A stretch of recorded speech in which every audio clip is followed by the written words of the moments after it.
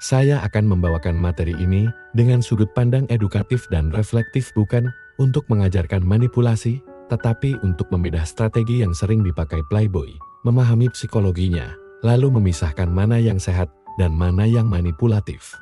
Karena memahami pola seperti ini, justru membuat seseorang lebih cerdas secara emosional baik sebagai pria maupun wanita. Dalam banyak studi komunikasi interpersonal, daya tarik awal seringkali bukan tentang wajah atau harta, melainkan tentang persepsi confidence. Confidence yang sehat bukan berarti arogan, melainkan rasa aman terhadap diri sendiri. Riset menunjukkan bahwa orang yang memiliki self-assured body posture, bahu tegar, kontak mata stabil, gerakan tidak gelisah, secara bawah sadar dinilai lebih menarik. Ini disebut sebagai nonverbal dominance twist. Seorang playboy seringkali menguasai aspek ini. Ia berbicara dengan tempo tenang, tidak terburu-buru, tidak terlihat membutuhkan validasi. Sikap seperti ini memicu efek psikologis yang dikenal sebagai uncertainty attraction. Ketika seseorang yang tampak tidak terlalu mengejar justru terasa lebih menantang dan memikat. Namun confidence yang benar berbeda dengan manipulasi. Confidence yang sehat berdiri di atas emotional regulation. Dalam riset psikologi emosi, kemampuan mengatur respons emosi, tidak mudah marah, tidak reaktif, tidak defensif, adalah indikator kedewasaan emosional. Banyak playboy terlihat tenang dalam situasi sosial karena mereka tidak terlalu melekat secara emosional pada hasil. Ketika ditolak, mereka tidak hancur. Ketika digoda, mereka tidak terlalu berharap. Ironisnya, justru karena tidak terlihat terlalu butuh, mereka menjadi terlihat lebih bernilai. Masuk ke strategi komunikasi. Active listening adalah salah satu teknik yang sering disalahpahami. Playboy yang cerdas jarang mendominasi percakapan. Mereka bertanya, mereka mengangguk, mereka mengulang kembali inti cerita lawan bicara. Dalam ilmu komunikasi interpersonal, ini disebut reflective listening, mengulang inti pesan untuk menunjukkan pemahaman. Ketika seseorang merasa didengar, otak melepaskan oksitosin, hormon keterikatan.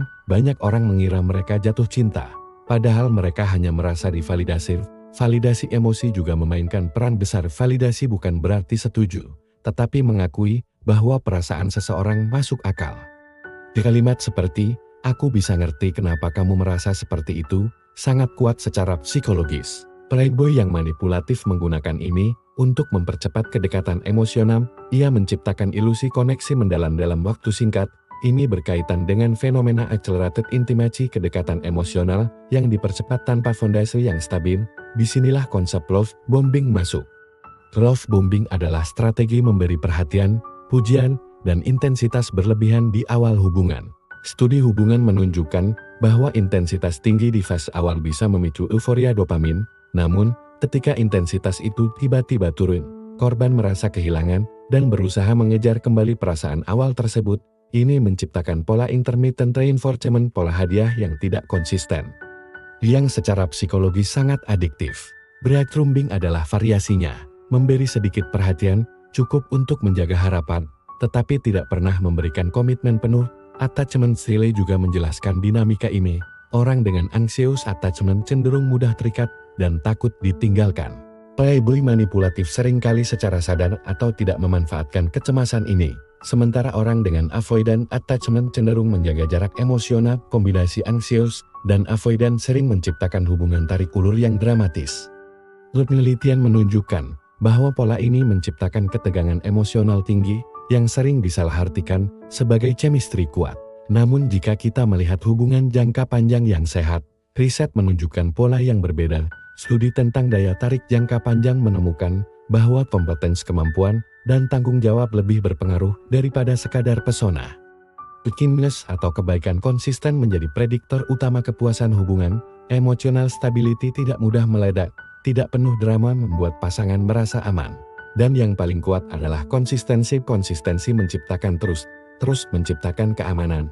Keamanan menciptakan kedalaman cinta. Jadi apa pelajaran sebenarnya dari strategi Playboy? Bahwa banyak teknik yang terlihat memikat sebenarnya adalah teknik komunikasi dasar yang kuat, percaya diri, bahasa tubuh terbuka, mendengarkan aktif, validasi, empati. Ketika digunakan secara tulus, itu membangun hubungan sehat. Ketika digunakan untuk manipulasi, itu menciptakan ketergantungan emosional. Perbedaan utama ada pada niat dan konsistensi. Playboy manipulatif mengejar sensasi dan validasi ego. Pria dewasa mengejar koneksi dan pertumbuhan bersama. Playboy menciptakan misteri dengan menahan perhatian. Pria matang menciptakan daya tarik dengan kedalaman karakter. Playboy memainkan emosi. Pria matang mengelola emosinya sendiri. Endingnya sederhana tapi kuat. Daya tarik sejati bukan tentang teknik rahasia untuk mendapatkan hati wanita. Daya tarik sejati adalah tentang menjadi pribadi yang aman, stabil, kompeten, dan penuh empati. Ketika seseorang merasa aman secara emosional, dihargai, dan dilihat sebagai manusia utuh bukan sebagai target, maka koneksi yang tercipta bukan hanya intens, tetapi juga bertahan.